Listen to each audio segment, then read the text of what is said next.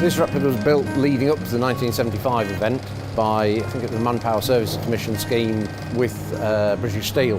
And they built it predominantly just for that event. And then it's continued running since 1975 fairly continuously with only very short breaks in between, mainly at Beamish.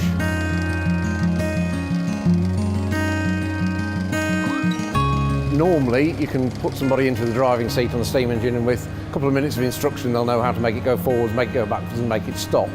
This is significantly more in-depth because you can manually operate the valve gear, whereas normally in a steam engine, you just put it into gear, like in your car, you move a lever, you put it forward, move it, put it backwards, and that's it. So this is the chimney in two sections. As you can see here, it's wasted through, so we're just making a new section at the minute. It's just general wear and tear, really. But you can see inside, if you look at, you can see how badly corroded it is there. It was a running engine when it came in.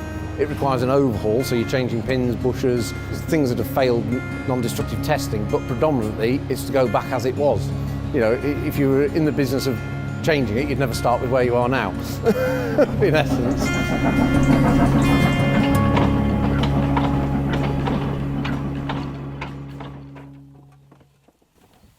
It's 200 years of the modern railway, but it's 200 years of the modern world. This is where it all starts. This is what you're looking at, one of probably the top 5 most important inventions in human history. We're talking, you know, stone tools, we're talking the sewing needle, we're talking the printing press, and we're talking this thing here. It's a miracle of engineering and science, and it is a product, so excitingly, of North East England. It all starts here. This railway, this mode of transport, from this little seed here, spreads right the way across the world. Railway 200 is setting out to be a year-long celebration of the 200th anniversary of the birth of the modern railway, and while celebrating the past, present and future of the railway, how it shaped national life, telling a very different story about how the railways has really been transformative. But we're also looking to inspire that next generation. You know, the railway's been around for 200 years and we need future pioneers to come and work for us to be around for the next 200 years. The replica was built over 50 years ago, actually, and it was built for the 150th anniversary of the Stockton-Darlington Railway. And it took part in the cavalcade in the Shildon area, taking pride of place with a children wagon behind it and an original Stockton-Darlington coach. So this thing has, over the last 2 years, has had a major overhaul, and we've included all sorts of features that the original from 50 years ago didn't have to improve its efficiency. And even that is still a challenge. My admiration for those who built this 200 years ago has gone through the roof.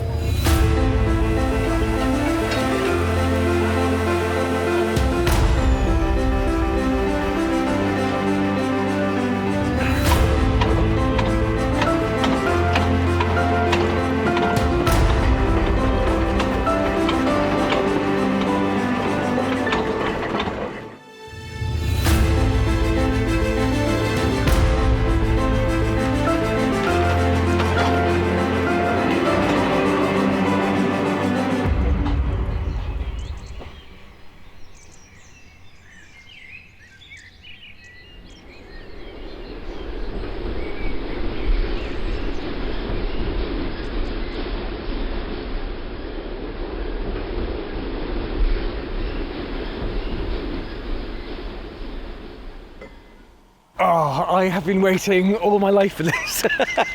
Ever since I was a small child, I heard about this thing that happened in Shildon in 1975, this great cavalcade, this Rail 150, and I thought, what are we going to do for Railway 200? And as we got closer and closer and closer to it, about 5 years ago, I went to the chairman of Network Rail and said, what are we doing for Railway 200? And he said, we're going, yeah, I don't know yet, we'll get you involved. And suddenly I find myself in these meetings very quickly. Crucially, this is the one that we hang everything off, right? This is the great datum date that we do use. And so this, to me, is about celebrating everyone on the railway in the past who's gone before us, and those inspiring those who come after us, to show everybody that these twin strips of steel that really did sort of, underlie this very first journey are still the twin strips of steel that connect us right now to London, through the Channel Tunnel to Madrid and beyond. This international railway network started really, a lot of it here on that day 200 years ago, and here we are celebrating it once again, and the fact that we have a vibrant heritage scene and preservation scene as well, which is just, it's a huge delight. The loco was overhauled, and we got onto the Weardale Railway to test it, and we were struggling. It would not make steam properly. Conventional coal turned out to be not good for it because the draft is very weak, and it was sticking to the inside of the tubes. And I thought, how on earth am I going to get this thing ready for a journey of this length and this significance? And the eureka moment was Piglet, chief engineer at the North Yorkshire Railway, came down. We were just chatting away, and he just said quite casually, "Do you fancy trying our coal briquettes?" I said, "I'll try anything. I'm desperate." And the next morning, it just turned up with a ton of it in a trailer. And we never looked back. It burns clean, the tubes don't fur up, and it's very hot. It's good, and it's easy to handle as well. So the second we cracked the coal conundrum, I suddenly started to enjoy the engine again. I was very fortunate enough, actually, to be on a test trial of this. We took it from the Weardale Railway up onto the Mainline 2 weeks ago, a kind of top secret mission, if you like, at 9 o'clock at night. And we had this trip where we were waiting down at Bishop Auckland Station, and the light from the siding went from red to green, allowing us onto the national network. And this machine gently started wheezing and moving, edging, and we all cheered as we crossed over the boundary. We'd broken free from onto the Mainline Railway, and that was a seminal moment because it showed that this bit of heritage equipment, which is now 50 years old itself, has been restored to an incredibly high standard. I mean, this is a mainline standard locomotive now, and this is effectively what we're saying. Like the main line, this is as competent on the main line in theory as Flying Scotsman 100 years later, almost, and as the new Azumas and trains going past. So, I mean, this is as good as those to some degree.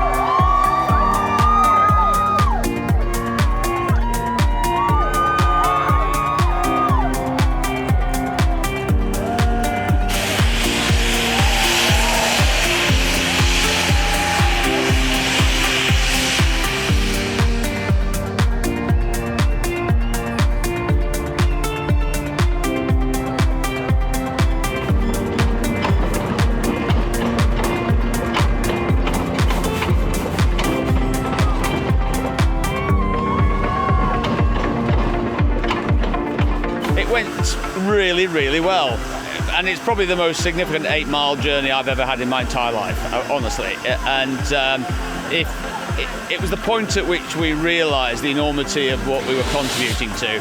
What was lovely about the journey was that we had interaction with hotspots of people, and then we would have calm stretches where the train was purely ours, and then we would come back to another hotspot, and it was.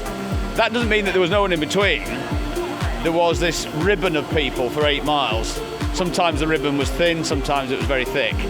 But I woke up this morning ready for a very good breakfast, and I felt I deserved it.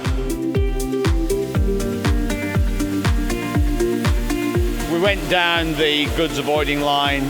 Initially we had to wait for the signal protective zone to come in, which is the mechanism by which Network Rail allows a historic train like this to operate. And then we got the yellow. Not a green, a yellow, so we proceed under caution. And at first, we couldn't see the crowd because of the trees on the right. And then there was this bloody hell moment as we came around the corner, there was this huge thing. And I began to realise what it's like to be a monkey in a cage being stared at by lots of visitors because they were all there. It was phenomenal. Big cheer went up and it was just something else.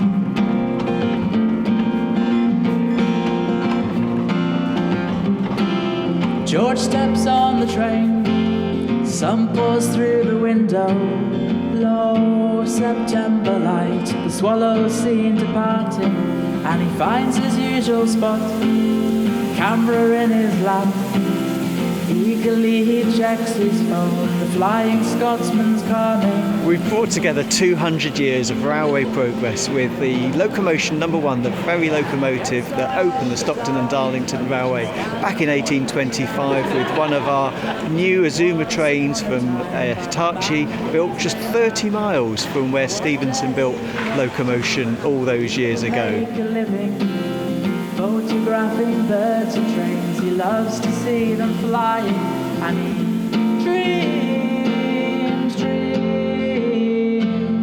dreams, he dreams.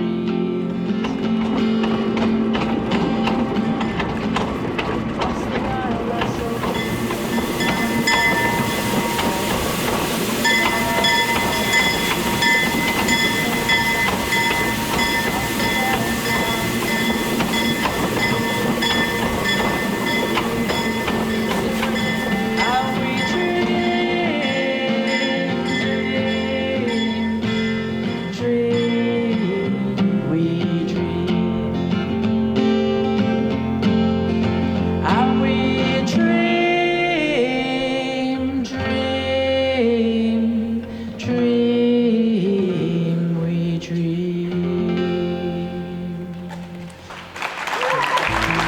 Thank you very much.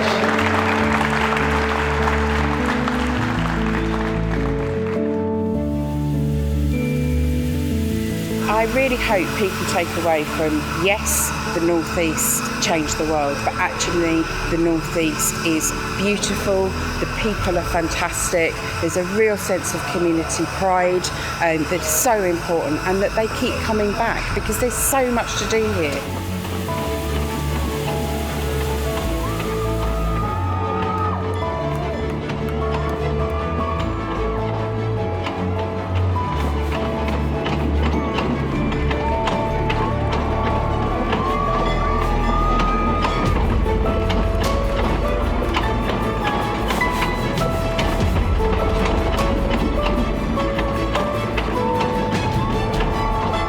Today will build tomorrow, and from the workman's strength we borrow. We are more than, we are nor than, we are culture, we are all. We deserve to stand up tall. Unity is strength, we shall not forget. March ever onwards without regret. We thank you for your calloused hands. It is on your shoulders that we stand. Thank you.